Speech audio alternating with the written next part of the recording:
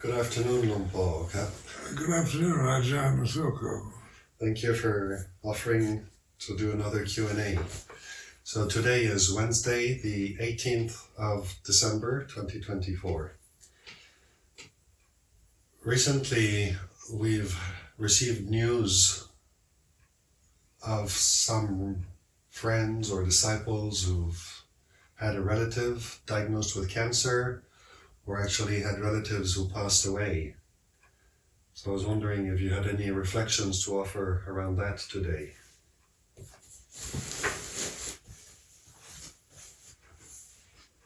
Well, this is a natural phenomenon. What is born will die. And the Buddha pointed this out as a reflection to prepare yourself. So in monastic life, many reflections that we have in our pujas is to reflect that all that is mine, beloved and pleasing, will become otherwise, will become separated from me. And this is to reflect on this, that life is not something you can depend on to be a constant state of security and happiness, but conditions change, the incessant change going on both individually and universally in nature itself. The change is the very essence of creation. So when you reflect on death as the end of what was born, you see it's a natural phenomenon rather than something miserable and unpleasant. And cancer is a loaded word, really, because in my own experience of life, it's, people talk about cancer, it sends shudders down one's spine because it's a deadly disease. But so is birth, when you think of it. If you're not born, there's no cancer, no death.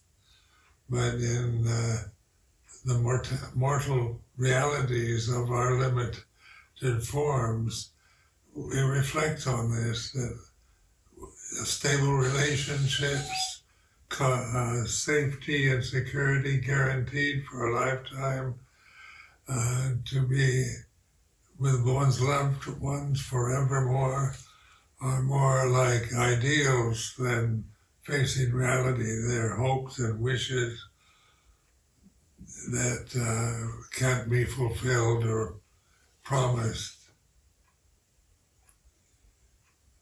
So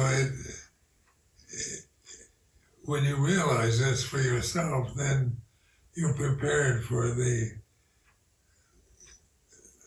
experiences one must have in life. Part of all our experiences is the death of our parents. It's a part of everyone's experience. So like you're facing your father's terminal sickness, and I'm facing just old age. And so you're very much in the forefront of witnessing this. And so being a monk, you prepared yourself for these events, noticing when your mother passed away, and you have various memories of people you loved and remembered, or maybe just superficially knew who have died. You still feel that grief is an experience. Grief is a natural emotion that we can't take personally. So even with with all my reflections on old age, sickness, and death. I remember vividly when Luang Por when the news that he had passed away, I felt grief, even though I was prepared for it intellectually for many years. And, he was ill for about 10 years and quite unable to look after himself. So there's always this sense that he will die soon. Now that's a reflection from the brain, from the intellect. But when I actually heard that he was dead, all my intellectual knowledge didn't stop me from feeling grief. And I realized grief was just the natural loss of someone you respect and love. And do not take it personally. My generation of American males was if you cry, it shows you're weak. And the idea of being a strong man is you don't cry. But crying is a natural function of the body, the sadness of life, the misfortunes of life, the losses of loved ones that we have to experience before our own passing. So a reflection like all that is mine, beloved and pleasing, will become otherwise. That which is born will naturally die. How do these reflections prepare us for death? They do, because we can live our lives in a bubble of just hope and expectation, and when life is going well for us. And, in my monastic life,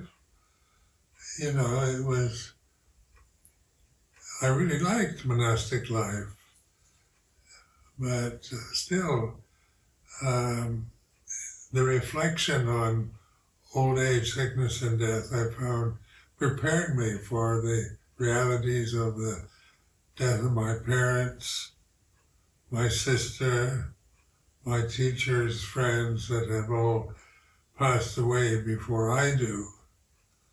So I've lived a long life, so I've had to witness the loss of many beloved relatives and friends, teachers. But it's like that reflection, all that is mine, beloved and pleasing, prepare me. Before I became a monk, I never thought about it. When you're young, you don't think you're going to die. And your parents are still healthy and living their lives, and everything seems like normal and okay. And that when you don't reflect on actually the changingness of phenomena, then you want it to stay that way. Like wanting to be young forever is just an ignorant hope of clinging to youth, the memory of being young, which you don't stay young very long. And then increasingly get older and older. Which is normal, that's tamachat, natural. It's the way things are, the way they're supposed to be. But when we don't reflect on life, then we're shattered by what is normal that doesn't align with our hopes and expectations of life. But monastic reflections are always based on preparing us for the experience of life in a mortal form. And that's where wisdom can manifest in your life, where you see wisely the way things are. You don't expect or even want them to be otherwise.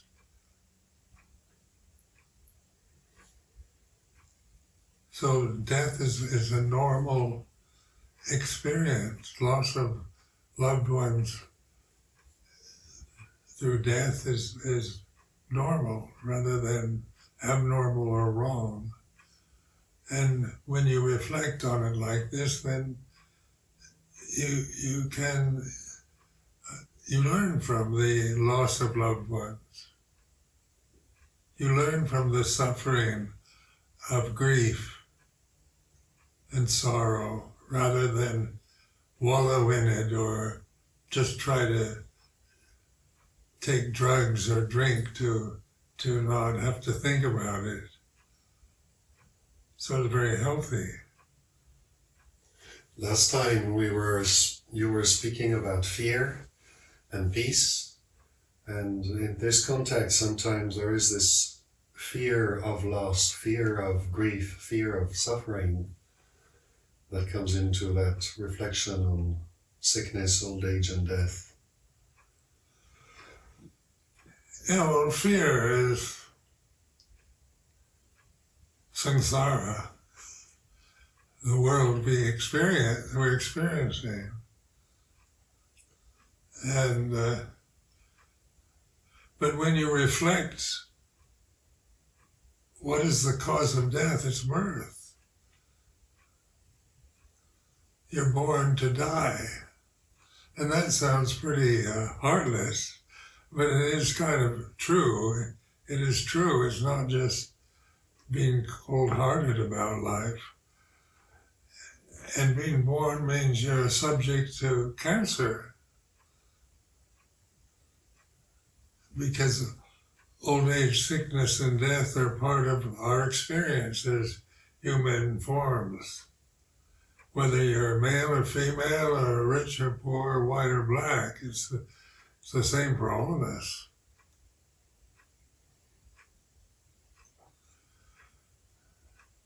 And those that reflect on this don't wallow in grief and blame God or blame others or feeling why did they have to die? It's not fair. This is like wallowing in grieving emotional states that we create, rather than just being the witness to the natural grief of loss is like this. Now that's wisdom. When you feel grief without grasping it or trying to suppress it. It's like this, we learn from it. And suffering is the first noble truth to understand. And that's an important teaching, the Four Noble Truths, because people don't educate us for life and experience of life. We just get more ideas about how things should be and what's right and what's wrong and what's fair and what's unfair and all that kind of information we get through cultural conditioning, through education, through religion. But the Buddha, after his enlightenment, told his 5 colleagues that there is suffering, should be understood. That's making them face life, face the realities, rather than just trying to go into meditative states to avoid the immediate feeling of loss or despair, or really understand through wisdom. It's through suffering that wisdom can manifest in our lives. Well, that seems to be a point that comes up again and again in practice. And maybe in a way it's kind of just reveals human nature, is that in accepting suffering, we're needing to accept the conventional world as it is, with all its imperfections, and not just kind of try to aim for the ultimate reality as an escape from it. Is that correct, Paul? Exactly. Because people regard themselves as spiritually inclined still are operating from hope of escaping suffering. And I mean, not everyone, but many do operate, wanting to escape the vicissitudes of life. And where the Buddha said, face them, you learn from them. Growing old is like this. Or being sick, or loss of parents, teachers, loved ones, husband or wife or children. It's the way it is, rather than trying to suppress your feelings or put on a good face or stiff upper lip or blaming life and why it's unfair. If someone dies young, we think it's unfair. Why did they have to die? They were young and healthy and suddenly they die. It's not fair. That's clinging to the idea that life should be fair. But life is not fair.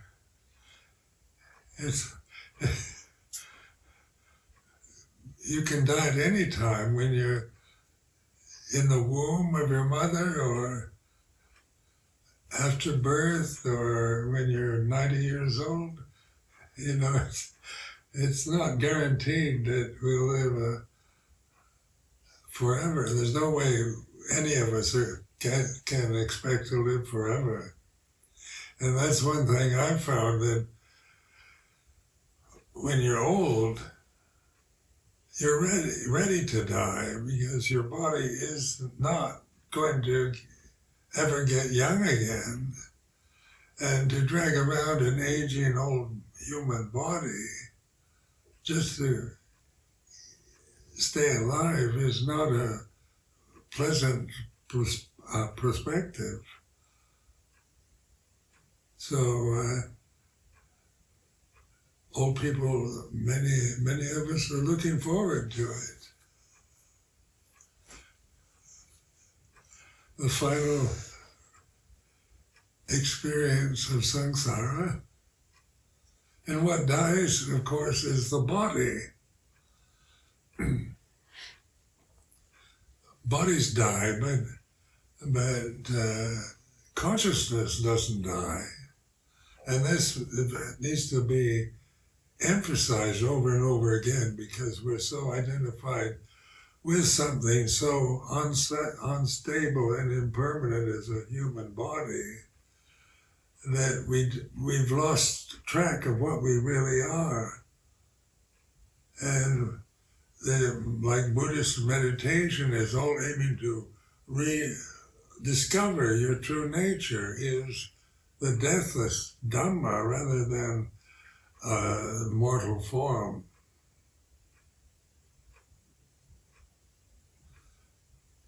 And that, like the Nirodha, the third noble truth, is the end of suffering.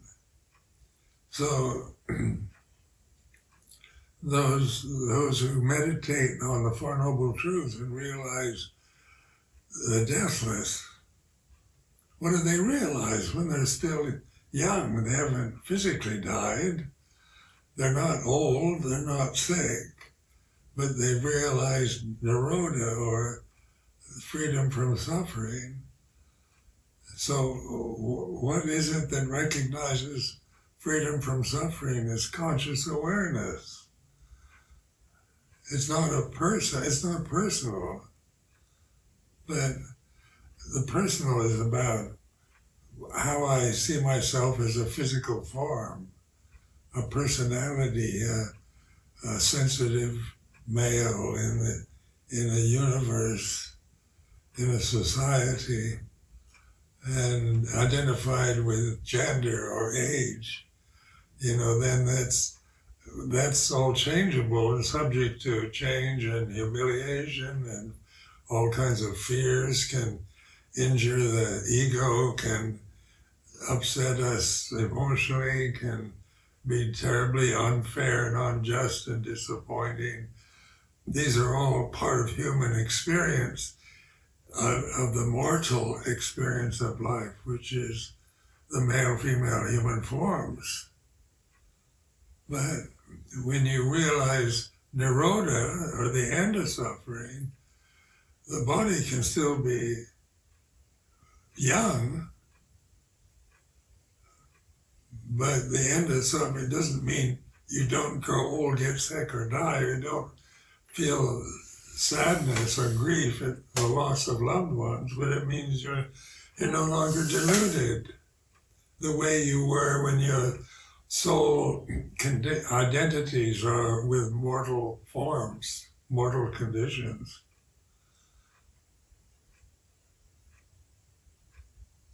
So a lot of these reflections that you were talking about earlier are really about reminding us of the actual nature of these bodies. Yeah, they're brilliant. I found, when I first heard all that is mine, beloved and pleasing, will be separated from me, that's really sad reflection, because my personality was, being liberated from suffering, and which would be still taken in a very personal way, that me as a physical person won't suffer anymore. But the Buddha never said that. He said samsara is suffering. That's its nature. Birth is a cause of old age, sickness, and death. And what is born will die. What begins ends. You can prove it to yourself just through, like, vipassana meditation is in the Satipatthanas, to really reflect on the way it is, not the way you've been told it should be or the way you want it to be, but it's like this.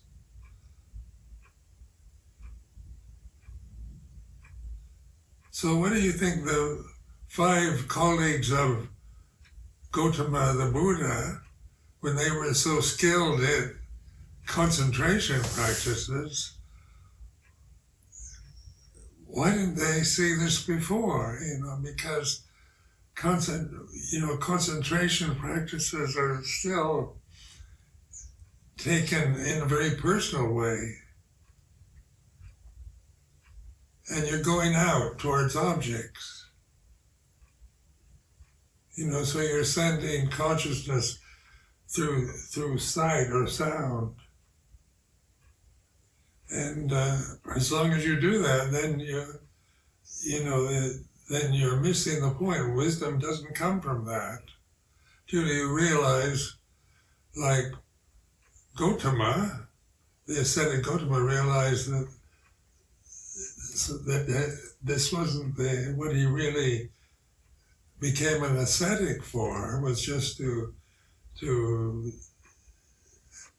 escape the immediate experience of suffering, but to understand what it really is. What is a Buddha?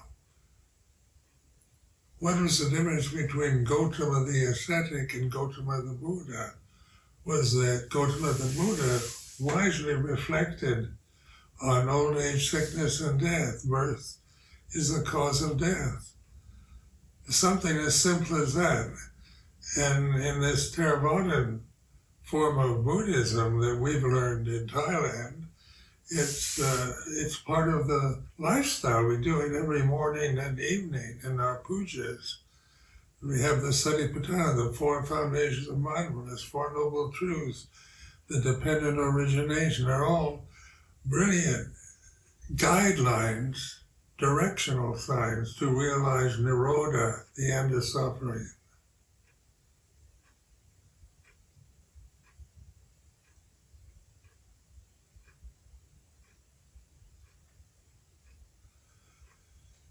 And so much of modern society is based on extending the lifespan, eternal youth, so much emphasis on youth and power and appearance, being wealthy. And then we are idealists of being fair and just and trying to straighten out the mess the world is in. You know, it's kind of noble causes, not to dismiss it, but it's not understanding the world in its reality, where the Four Noble Truths is understanding the reality we're facing. As long as we identify with the mortal forms of the body and the emotions, the states of mind, memories.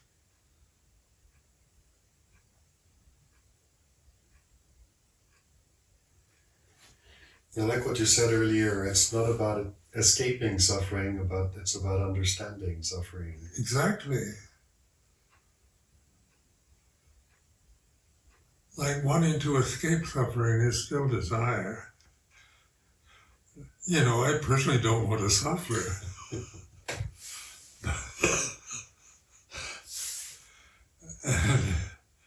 And even wanting to die is a form of desire. So in my life, at 90 years old, I reflect that just wanting to get it over with is the words that I'm thinking, not something to grasp hold of, but just to see that this is words that are created in language, and personally, you know, kind of feeling the future as a 90-year-old monk is, you know, just increasingly more, you know, the future of you just getting older and older and weaker, and the actual death experience sounds pretty good. But before that happens, I have to deal with weakening physique and poor eyesight and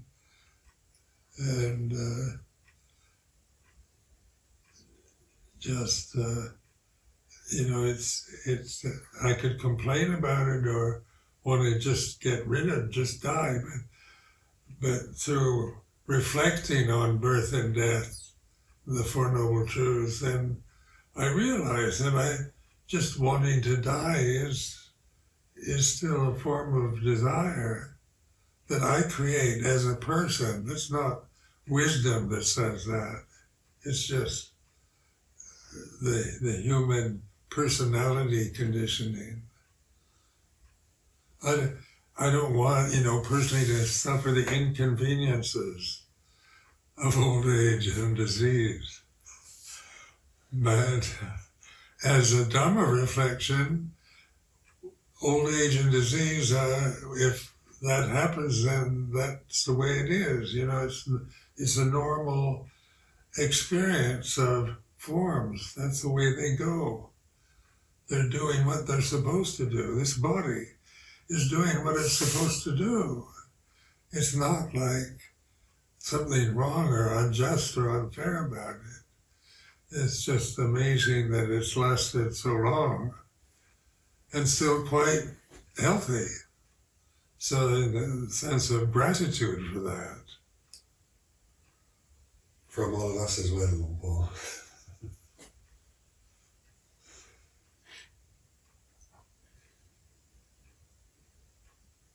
No more? Thank you very much, Luang Por. Really appreciate that.